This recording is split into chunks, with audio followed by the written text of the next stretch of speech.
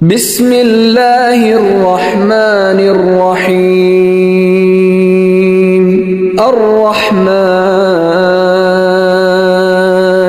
علم القرآن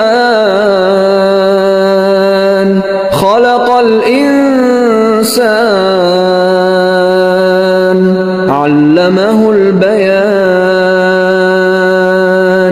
الشمس والقمر بحسبان